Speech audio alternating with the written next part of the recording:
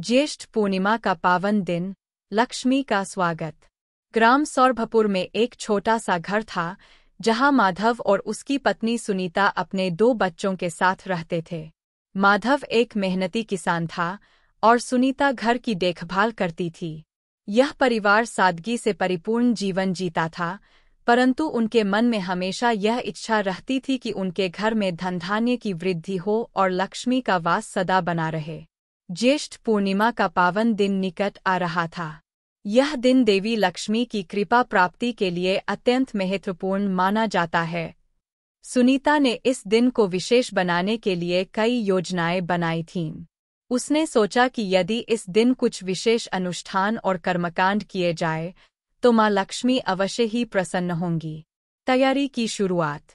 सुनीता ने सबसे पहले घर की साफ सफाई का काम शुरू किया। उसने घर के हर कोने को स्वच्छ कर दिया। कहा जाता है कि साफ सुथरे घर में ही देवी लक्ष्मी का वास होता है। उसने पूरे घर को गोबर और गंगाजल से लीप दिया। दीवारों पर चूने का नया रंग कर दिया और हर कमरे में गुलाब और चमेली की खुशबूदार अगरबत्तियां जला दीं। विशेष पूजन की तैयारी। सुनीता ने लक्ष्मी पूजन के लिए आवश्यक सामग्री एकत्र की। चावल, रोली, चंदन, पुष्प, धूप, दीप और मिठाई। उसने एक सुंदर अल्पना बनाई, जिस पर देवी लक्ष्मी का आसन सजाया। माधव ने पूजा के लिए विशेष वस्त्र धारण किए और बच्चों को भी नए कपड़े पहनाए। सुनीता ने कुमकुम से लक्ष्मी जी के पदचिह्न बनाकर घर के प्रवेश द्वार पर सजाए ताकि देवी लक्ष्मी का स्वागत धूमधाम से हो सके। कथा का महत्व। सुनीता ने गांव की बुजुर्ग महिला दादी सुमित्रा से ज्येष्ठ पूर्णिमा के दिन की महत्ता सुनी थी।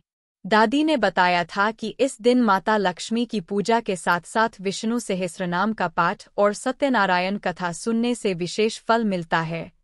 सुनीता ने इसका प्रबंध भी किया।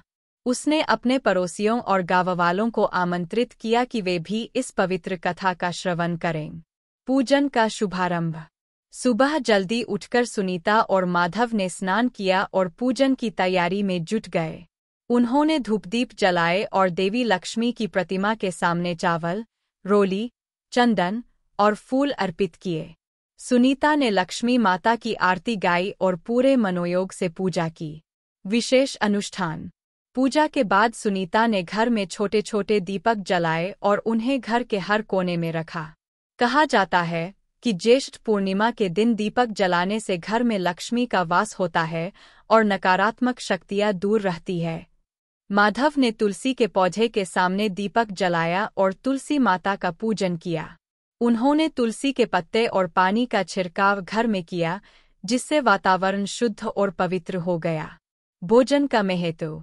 सुनीता ने विशेष प्रसाद तैयार किया, खीर, पूरी और सब्जी।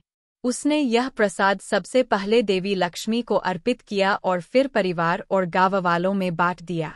यह विश्वास था कि इस प्रसाद के सेवन से सभी के जीवन में समृद्धि और सुख शांति आएगी। धार्मिक कथा और भजन। शाम को सत्यनारायण कथा का आयोजन किया गया। गांव के पंडित जी ने कथा का पठन किया और इसके महत्व को समझाया। कथा के बाद भजन कीर्तन का आयोजन हुआ, जिसमें सभी गांव वाले शामिल हुए और भक्तिरस में डूब गए। भजन कीर्तन के दौरान हर कोई देवी लक्ष्मी और भगवान विष्णु की महिमा का गुणगान कर रहा था। आशीर्वाद और समृद्धि। पूजन और भजन कीर्तन के बाद सभी ने प्रसाद ग्रहण किया। सुनीता और माधव ने सभी को धन्यवाद दिया और सभी से आशीर्वाद लिया कि उनके घर में सदा लक्ष्मी का वास बना रहे। ज्येष्ठ पूर्णिमा का यह दिन सुनीता और माधव के लिए अत्यंत महत्वपूर्ण और फलदायी रहा। उनकी निष्ठा और श्रद्धा ने उनके घर को सच्चे अर्थों में लक्ष्मी का निवास बना दिया। इस दिन के अनुष्ठान और पूजा पाठ ने उनके जीवन में एक नई ऊर्जा और सकारात्मकता भर दी। सुनीता और माधव का यह विश्वास और अधिक दृढ़ हो गया कि सच्ची श्रद्धा और समर्पण से किए गए हर कार्य में सफलता अवश्य मिलती है। उनके घर में धन धान्य की वृद्धि हुई और जीवन में सुख शांति बनी रही। इस कहानी से हमें यह सीख मिलती है कि धार्मिक आस्था और सच्ची निष्ठा से जीवन में हर सुख प्राप्त किया जा सकता है। ज्येष्ठ पूर्णिमा का पावन दिन सभी के लिए समृद्धि और खुशहाली का प्रतीक बन गया। लक्ष्मी माता के वास के उपाय। ज्येष्ठ पूर्णिमा विशेष। ग्राम सौरभपुर में ज्येष्ठ पूर्णिमा का दिन हर साल विशेष धूमधाम से मनाया जाता था। इस दिन घर में लक्ष्मी माता के वास के लिए कुछ विशेष उपाय किए जाते थे, जिनसे घर में समृद्धि और खुशहाली बनी रहती थी। यहाँ हम ऐसे ही कुछ प्रभावी उपायों का उल्लेख करेंगे, जिन्हें आप अपने घर में अपनाकर देवी लक्ष्मी की कृपा प्राप्त कर सकते हैं। 1. घर की साफ सफाई। ज्येष्ठ पूर्णिमा से पहले घर की अच्छी तरह साफ सफाई करनी चाहिए। घर का हर कोना स्वच्छ होना चाहिए, क्योंकि माँ लक्ष्मी स्वच्छ और पवित्र स्थान में ही वास करती है। घर के सभी कमरों की अच्छी तरह से सफाई करें। पुरानी और बेकार चीजों को हटा दें। दरवाजों और खिड़कियों की धुलाई करें। 2. अल्पना, रंगोली बनाना। सुनीता हर साल ज्येष्ठ पूर्णिमा के दिन दरवाजे पर अल्पना, रंगोली बनाती थी। यह माना जाता है कि अल्पना बनाने से माँ लक्ष्मी प्रसन्न होती है और घर में प्रवेश करती है। चावल के आटे या रंगीन पाउडर से अल्पना बनाएं। अल्पना के बीचों बीच स्वस्तिक का चिन्ह बनाएं। दीपक जलाकर अल्पना के चारों ओर रखें। 3. लक्ष्मी पूजन। ज्येष्ठ पूर्णिमा के दिन लक्ष्मी माता की पूजा का विशेष महत्व है। यह पूजा घर में समृद्धि और खुशहाली लाने के लिए की जाती है। लक्ष्मी माता की मूर्ति या तस्वीर स्थापित करें। चावल, रोली, चंदन, पुष्प, धूप, दीप और मिठाई से पूजन करें। लक्ष्मी माता को कमल का फूल अर्पित करें।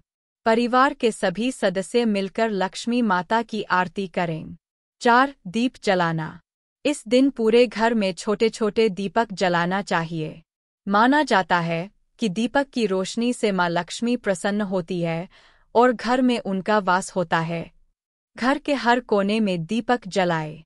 विशेष रूप से तुलसी के पौधे के पास दीपक जलाए। दरवाजे पर दीपमालिका सजाएं। 5. तुलसी पूजन। तुलसी का पूजन करना भी अत्यंत महत्वपूर्ण है। तुलसी को देवी लक्ष्मी का स्वरूप माना जाता है और उनका पूजन करने से घर में सकारात्मक ऊर्जा का संचार होता है।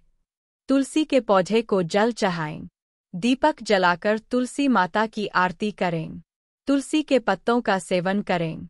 6. अन्नदान और वस्त्रदान। माँ लक्ष्मी की कृपा प्राप्त करने के लिए जरूरतमंदों की सहायता करना भी महत्वपूर्ण है। ज्येष्ठ पूर्णिमा के दिन अन्नदान और वस्त्रदान का विशेष महत्व है।